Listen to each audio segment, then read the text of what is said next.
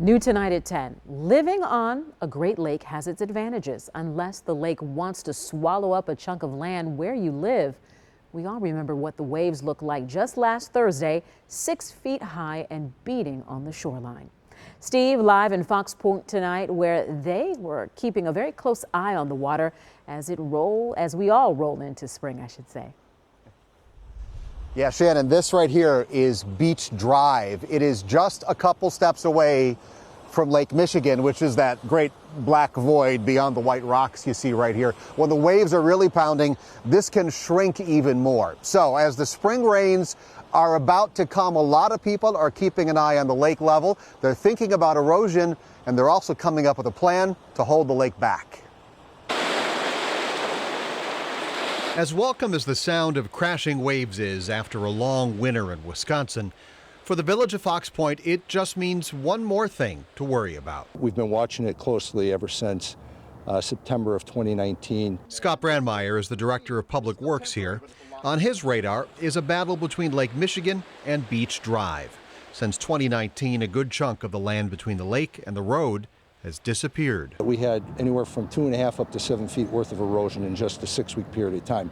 So we knew we needed to do something. That something looks like this: giant concrete blocks, a temporary fix, while a more permanent one is in the works.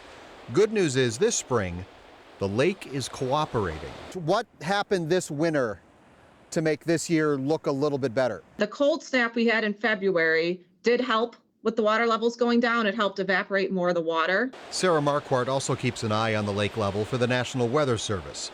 So far, she likes what she sees. Since we've gotten rid of most of the snow, our spring flood risk has gone from above average to average, so that's great news. But we're not out of the woods yet. Not out of the woods because we are still near record levels. Lake Michigan is 9 inches lower than last March, but well above average, on pace for a top 5 highest March level in the last 100 years. That comes just a few years after worries the lake was running too low. Everybody was wondering if that was the new normal, where we'd be at record low lake levels. And then within a period of 5 or 6 years, you saw those lake levels jump up dramatically. Now Fox Point is waiting on federal money to build out the shore about 25 feet, making for more shallow water along the shore and hopefully smaller waves. Waiting made easier because Lake Michigan is at least not making things worse.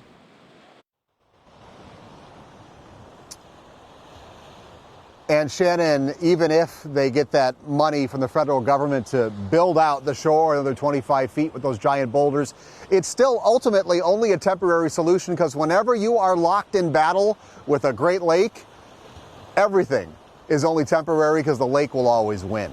Well, talk about the lake. The waves from last Thursday were pretty angry. Was there any damage? The public works director here in Fox Point texted me a video on Thursday. He was proud that the barriers they have in place right now are doing their jobs. They're holding back the lake. Again, the fact that it's just a little bit lower than it's been in the past couple of years is probably helping a little bit too. Shannon? All right, Steve, on the environment beat. Thank you.